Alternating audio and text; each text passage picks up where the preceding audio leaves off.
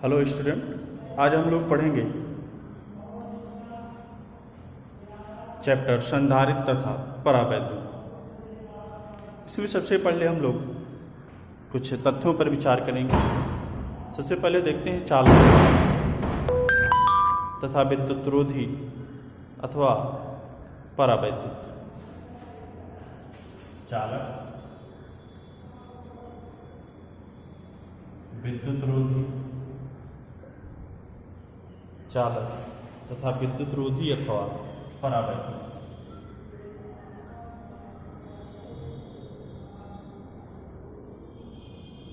विद्युत रोधी अथवा परावैद्युत। कंडक्टर एंड इंसुलेटर,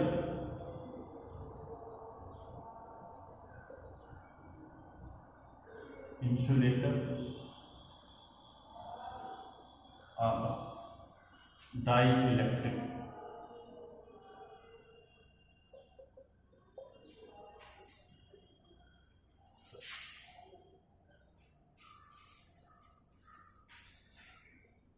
अब किसी पदार्थ की यदि हम विद्युत व्यवहार के आधार पर डिवाइड करें, पदार्थों को विद्युत व्यवहार के आधार पर डिवाइड करें, तो इनको दो वर्गों में डिवाइड किया जा सकता है।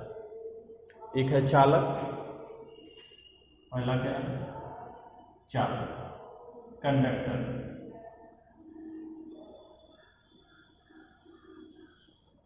और दूसरा है विद्युत रोधी या चालक, या फिर चालक भी कहते हैं या परावैद्युत भी कहते हैं, विद्युत रोधी, इंसुलेटर।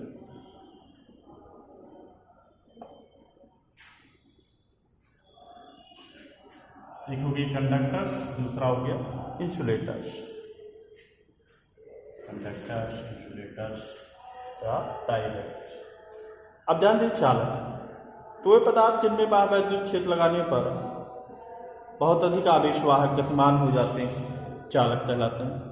या जो कह सकते हैं जिनमें से वैद्युत धारा प्रवाहित होती है, उन्हें हम क्या कहते हैं? चालक कहते हैं। ठीक, ऐसे पदार्थ जिनमें परावैद्युत क्षेत्र लगाने पर बहुत अधिक आवेशवाहक गतिमान हो जाते हैं और जिनमें से वैद्युत धारा प्रवाहित होती है, चालक कहलाते हैं। उदाहरण के रूप में कौन कौन से पदार्थ हैं? लोहा, तांबा, एल्युमिनियम,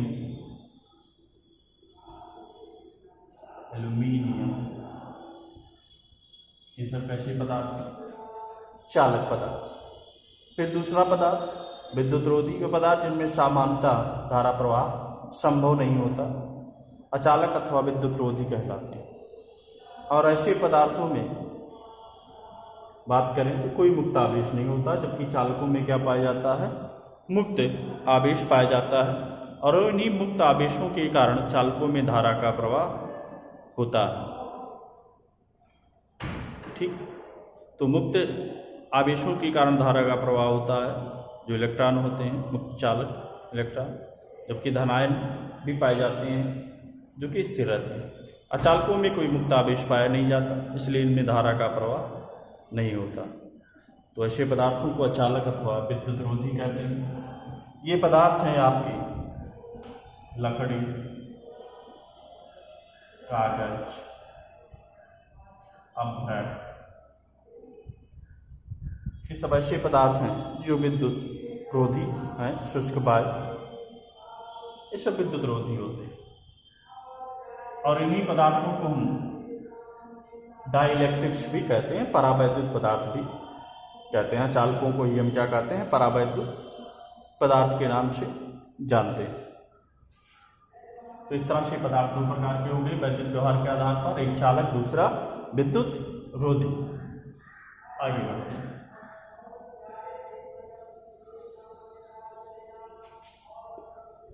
चालकों में मुक्त तथा बद्ध आवेश।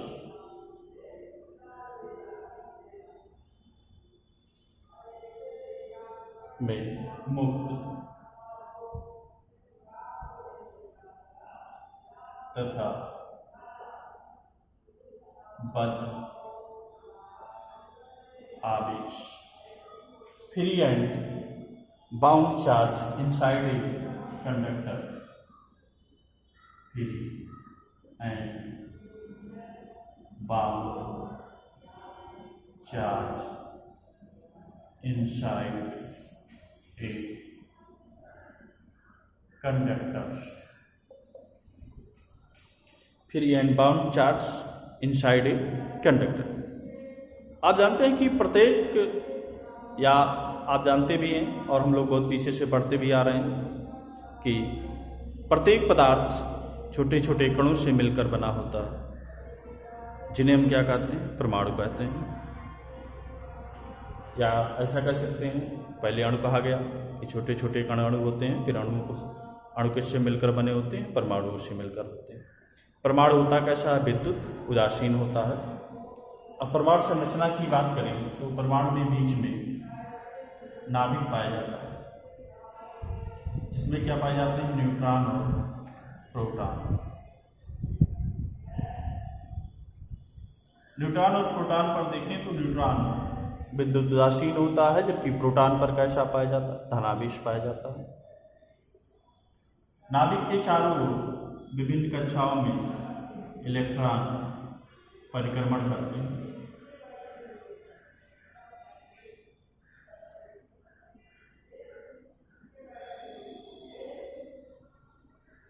और ये परिक्रमण करते हुए इलेक्ट्रॉन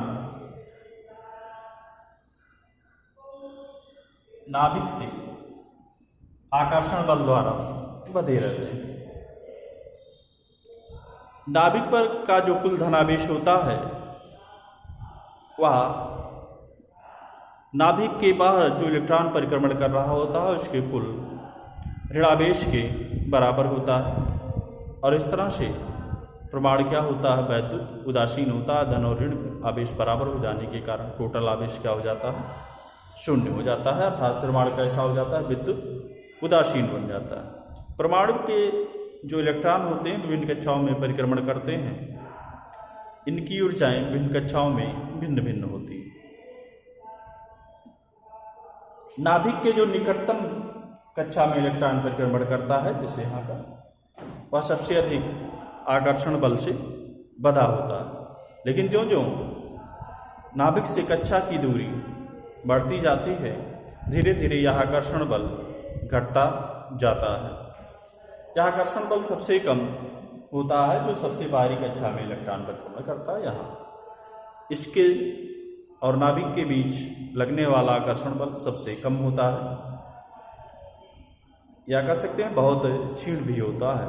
खासकर जो पदार्थ चालक होते हैं, और चालक ज़्यादातर पदार्थ धातु के ही होते हैं, तो धातुओं की बात की जाए तो बाह्य कक्षा में जो इलेक्ट्रॉन होता है वह नाभिक से बहुत कम ही आकर्षण बल से बंधा होता है, और इसके बीच लगने वाला आकर्षण बल बहुत क्षीण होता है।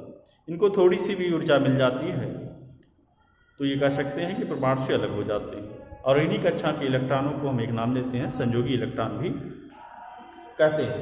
अब कहीं से ये थोड़ी सी ऊर्जा मिली किसी भी प्रकार की, तो ये इलेक्ट्रॉन जो बाह्य कक्षा के होते हैं क्या होते हैं, परमाणु से अलग हो जाते हैं। और परमाणु से अलग हो गए, कितनी ऊर्जा की आवश्यकता है, सिर्फ रूम टेम्परेचर पर ही थोड़ी सी ऊर्जा मिल जाती है इनको, और ये तुरंत क्या होते हैं कि परमाणु से अलग हो जाते हैं। परमाणु से जो ही अलग होते हैं तो ऐसा इतनी ऊर्जा नहीं रहती कि ये पदार्थ को छोड़कर कहीं बाहर चले जाए, बल्कि उस क्रिस्टल जालक जो पदार्थ का जालक होता है, उसी धातु जालक में के अंदर इधर उधर नियमित गति करते रहते हैं।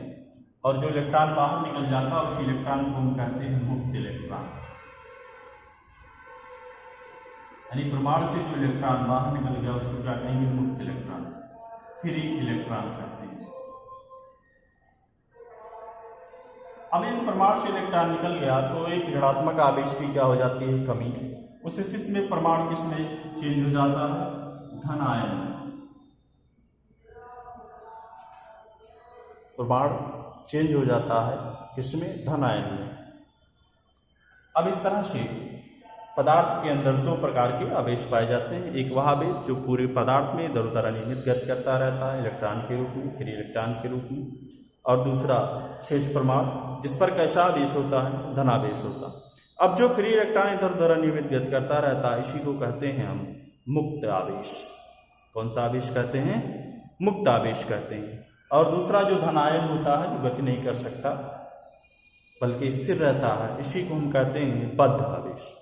तो इस तरह से पदार्थ में दो प्रकार के आवेश हैं, एक मुक्त इलेक्ट्रॉन जो आपका मुक्त आवेश कहलाता है, और दूसरा धनायन जो कि शेष परमाणु, जो कि कैसा आवेश होता है? बद्ध आवेश होता है। चालक और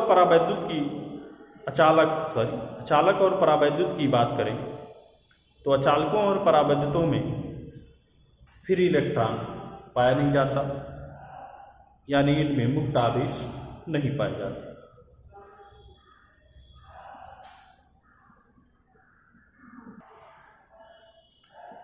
आगे आइए अब देखते हैं वैद्युत धारिता, इलेक्ट्रिक कैपेसिटेंस। धारिता शब्द है, धारिता का मतलब ये होता है ग्रहण करने की क्षमता। जैसे आपके पास एक जगह है तो उसमें एक निश्चित मात्रा में द्रव आ सकता है, बाल्टी है तो उसमें भी एक निश्चित मात्रा में द्रव आप रख सकते हैं, 2 लीटर 4 लीटर जो भी द्रव उसमें रखा जा सके, तो ये सब क्या कहलाती है? उसकी धारिता कहलाती है। उसी प्रकार से जो चालक पदार्थ होते हैं उन पर भी हम निश्चित मात्रा में आवेश दे सकते हैं, और जितनी आवेश कोई पदार्थ ग्रहण कर सकता है, चालक पदार्थ, उसी को कहते हैं उसकी धारिता। अतः किसी चालक की वैद्युत धारिता उस चालक की वैद्युत आवेश संग्रहण या धारण जिसे कहते हैं, वैद्युत आवेश संग्रहण करने की क्षमता की माप होती है। ध्यान दें, किसी चालक की वैद्युत धारिता उस चालक की वैद्युत आवेश ग्रहण, संग्रहण या धारण करने की क्षमता की माप होती है।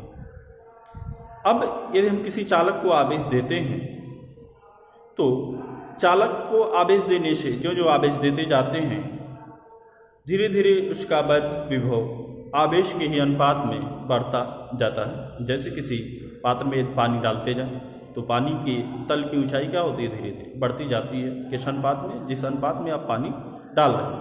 उसी प्रकार से जब किसी चालक को हम आवेश देते हैं तो चालक का क्या बढ़ता? विभव। आवेश जो देते जाएंगे धीरे धीरे उसका विभव बढ़ता जाएगा, और ये भी उसी अनुपात में बढ़ता है जिस अनुपात में हम उसको क्या करते हैं? आवेश देते हैं। अब यदि किसी चालक को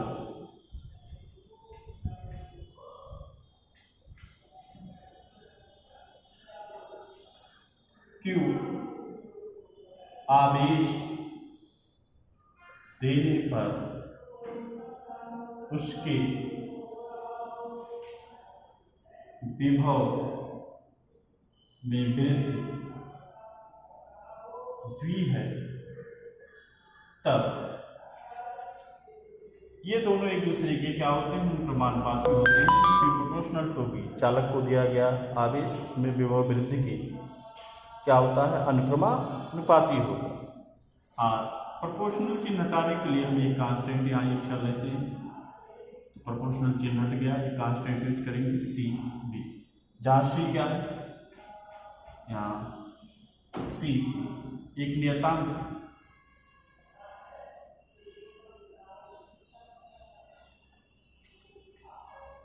जिसका मान जो है चालक के आकार, समीपवर्ती माध्यम और अन्य चालकों की उपस्थितियों पर निर्भर करता है, और इसी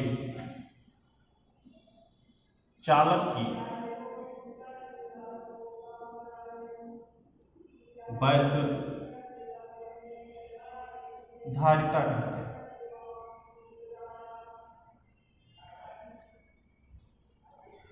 इलेक्ट्रिक कैपेसिटेंस कहते हैं इसको।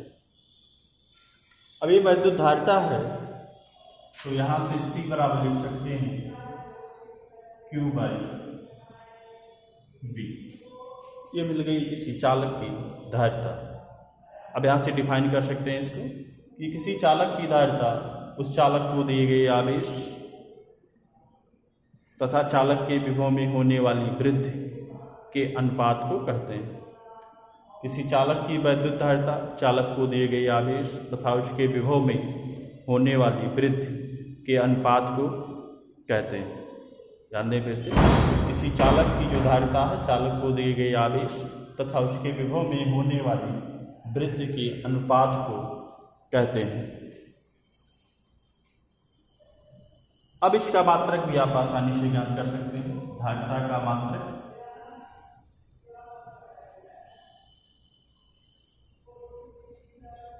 बराबर Q का मात्रक कूलाम और B का मात्रक वोल्ट। तो मात्रक आ गया कूलाम प्रति वोल्ट, या इसी को यही क्या कहलाता है, फैरड के नाम से जाना जाता है। इसके नाम से फैरड, इसी को फैरड कहते हैं और इसको डिनोट करते हैं हम कैपिटल F से। किससे नोट करते हैं? कैपिटल F से, फैरड। अब फैरड की बात की जाए तो फैरड एक बड़ा मात्रक है, तो ज़्यादातर हम इसको माइक्रो फैरड में ही पाते हैं। अगला पॉइंट देखें। अब यहाँ से एक फैरड को भी हम डिफाइन कर सकते हैं आसानी से।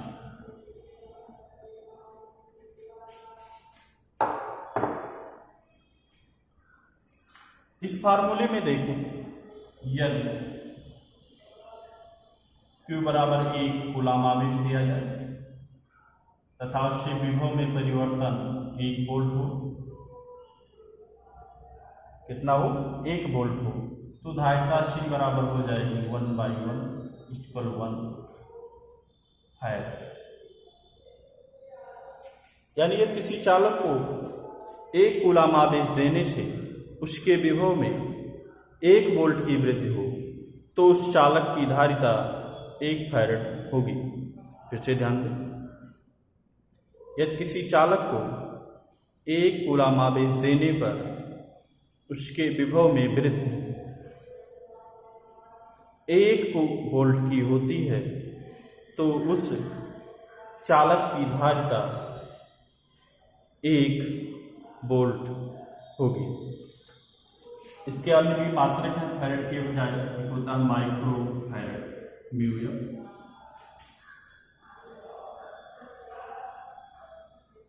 एक माइक्रो फैरड बराबर होता है 10⁶ फैरड, दूसरा होता है पिको फैरड पीएफ, दूसरा पीएफ। एक पिको फैरड बराबर होता है 10⁻12 फैरड। तो इस तरह से हम लोगों ने आज वैद्युत धारिता के बारे में पढ़ा। अगले दिन इसके आगे पढ़ेंगे हम लोग।